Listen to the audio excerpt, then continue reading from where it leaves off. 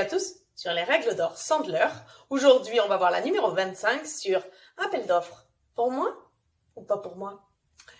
Beaucoup d'entre nous se disent que les appels d'offres, c'est pour les très grosses boîtes, qu'il faut avoir un service dédié à ça, etc. C'est vrai dans certains cas. Mais depuis très longtemps, les appels d'offres sont également ouverts à des petites structures pour des choses bien spécifiques, etc. Mais c'est ouvert à des petites structures. Par contre, il y a certaines règles à observer.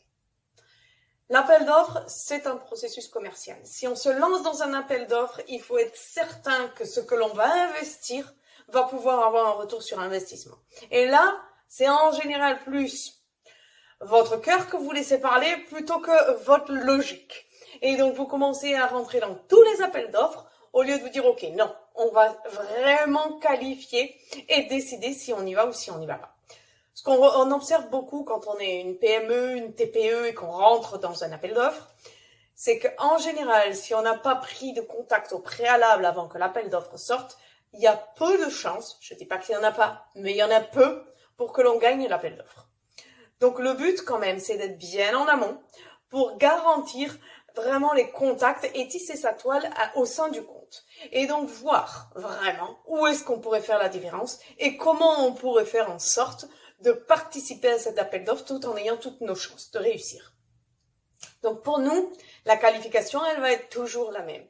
Le relationnel et les gens avec qui je veux être en contact. Donc, arriver à mapper le compte. Ensuite, à prendre des rendez-vous avec ces gens-là pour détecter quels sont leurs enjeux au sein de cet appel d'offres.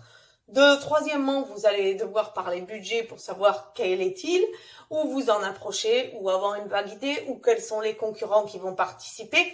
Bref, c'est assez normalement transparent puisque les informations qu'ils donnent aux uns, ils les donnent aux autres. D'accord ? Donc avec ça, ensuite, vous aurez donc les décisionnaires, les enjeux, vous aurez les budgets, vous saurez contre qui vous jouez. Normalement, avec ces informations, vous serez capable de décider si vous rentrez dans un appel d'offres ou pas. Si vous décidez d'y aller, même si les chances sont contre vous, on va dire que vous avez 10% de chances de le remporter.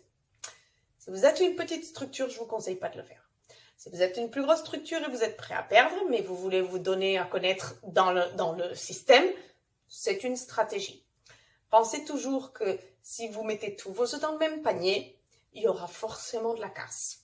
Donc attention à ne pas faire que des appels d'offres, mais à ne pas non plus vous en priver. Je vous dis à très bientôt pour la règle d'or numéro 26, d'ici 15 jours.